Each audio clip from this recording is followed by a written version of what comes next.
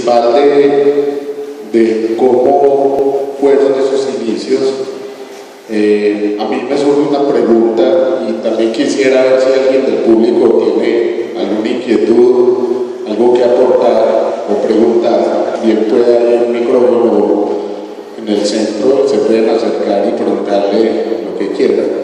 Pero la pregunta que yo tengo, ¿cómo era el apoyo del público para ir a ver un concierto de los Yetis o de algún otro artista, o digamos de los Speakers?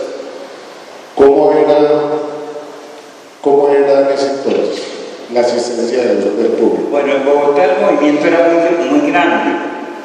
Había 5, 6, 7 bandas grandes, entre ellas se acaban de inventar los Speakers, los Flippers, los Ampex, los John Beats, gente muy buena, músicos muy buenos y muy bien organizados y con mucho apoyo allá de ciertos personajes de radio y televisión. Nosotros no teníamos eso en Medellín.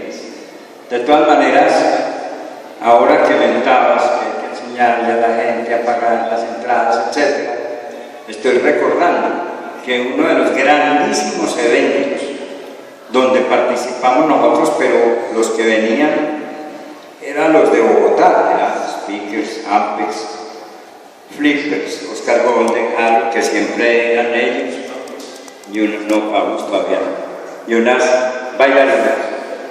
La entrada era con una etiqueta de Nilo, o sea, era gratuito. La gente ni compraba el Nilo, iban y lo sacaban del supermercado, la etiqueta, y se la robaban.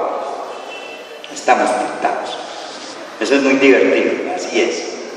Entonces, mucha de la gente que estuvo, 25.000 personas, porque no cabían más, entraron con boleta, con una etiqueta de Nilo, totalmente gratuito.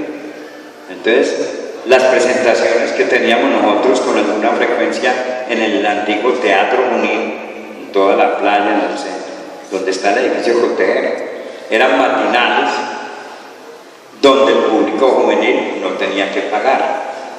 O sea, el apoyo sí lo había, pero porque era gratis.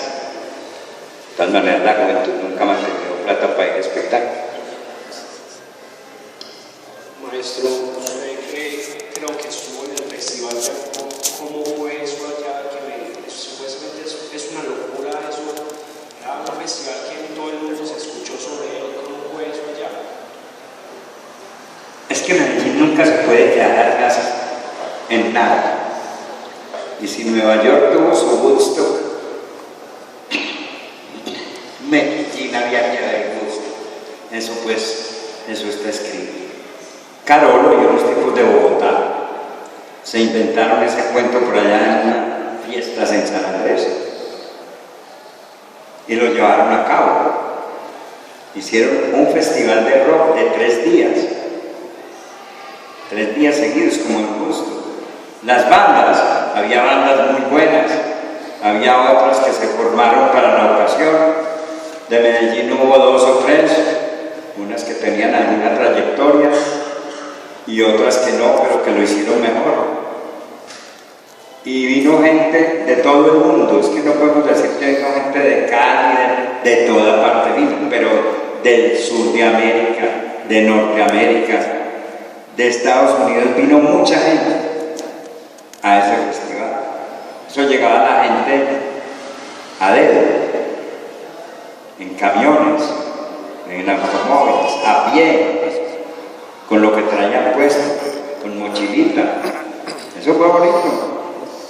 Ese gentío en ese sitio de Ancón, donde hay como una subestación de energía, ¿no? Ahí en ese sitio, eso era un parque del municipio. Es en La Estrella, pero eso era de Medellín, era de empresas públicas. Y el alcalde que dio la autorización para ese festival era un señor Álvaro Villegas Moreno, que en este momento está metido en unos líos con los edificios que quedaron por ahí mal hechos. Ese fue el que autorizó, creo que le costó hasta el puesto. Pero como festival fue una maravilla. Ahí el problema fue que las grabaciones, las filmaciones, la mayor parte de esas filmaciones se perdieron, por lo menos las oficiales para haber hecho una película como la de Woodstock, pero por lo demás no tenía nada que envidiar. Llovió, hubo un pantanero, en fin, eso era parte del paseo. Había gente de toda clase, había gente adulta también que llegaron allá a meterse en el paseo. No se permitía licor. De marihuana en adelante lo que quisiera tener la gente. En ese momento llegó a Medellín el ácido, y allá lo probaron. Una de las funciones mías en la organización de eso, porque Carolo me invitó, era recoger la gente que estaba por allá toda pasada, llevada con angustia a la Cruz Roja, para que trataran de estabilizarlos, de calmarlos. Pero fue bonito, pues, había gente morbosa porque había gente que se bañaba desnuda en el río, en Medellín, que obviamente no eran tan sucios como ahora. Pero todo eso era parte del paseo. Si en Woodstock lo hicieron, ¿por qué no lo iban a hacer en Medellín? O sea, tuvimos nuestro propio Woodstock que trascendió para toda la vida. Eso fue muy bonito. El público que estuvo allá, todos lo recuerdan con mucho gusto. Si las bandas no pasaron de ahí, no es culpa, pero que pasaron buenos los músicos y el público, eso no tiene, y no hubo comparación nunca. Han tratado de hacer muchos por el estilo, pero igual a ese festival eso quedó para toda la vida. Sin ánimo de ofender, que chimba esa máquina del tiempo. Eso nos enseña y nos dice muchas cosas a través de lo que se ve ahora y lo que se ve en ese tiempo. Yo tengo dos preguntas en relación a eso. ¿Considera que la música ahora ha mejorado? ¿Y cómo va la industria de ese tiempo a la de ahora? ¿Ha aumentado o ha disminuido en todo este tiempo? Bueno, la música ha necesariamente evolucionado. ¿Qué tal que nos hubiéramos quedado en lo mismo? Gritando a todas estas alturas. Solo hacemos nosotros que somos parte de esa historia. Pero la música tiene que avanzar, y ha avanzado. Y lo mejor es que la mayoría de los músicos jóvenes que hacen rock de todas las tendencias han estudiado no solo los instrumentos, sino el rock, la historia. En eso nos ganan 1000 veces a la época nuestra que no sabíamos nada. Éramos totalmente ignorantes en música. Yo no sé música, ni lo hice música, no estudié música. Hoy día estudian música, conocen la historia de la música del país.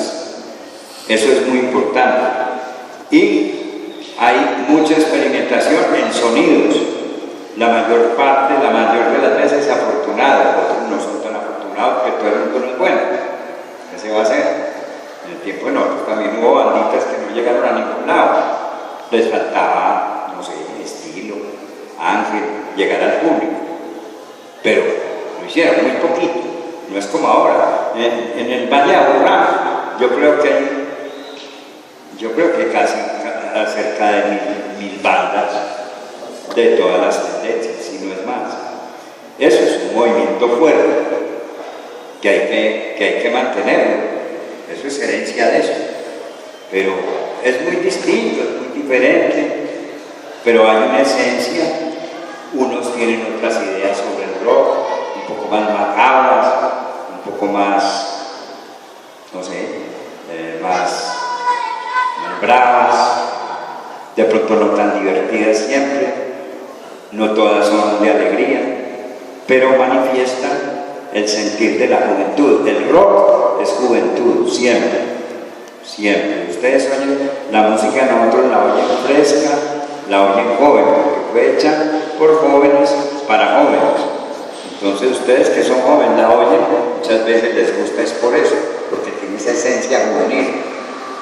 Ya después vienen unos caos que nosotros no tuvimos de verdad. Nosotros no tuvimos los problemas de pandillas, de problemas sociales, nada de eso. Nosotros vivíamos muy tranquilos, en un mundo de mentiras, de fantasías. Entonces es muy distinto, ¿cierto? Entonces la evolución de ahora es importante por eso, porque el joven, nosotros no expresamos sino alegría, ahora expresan sus vivencias, sus cosas. Es una diferencia muy grande.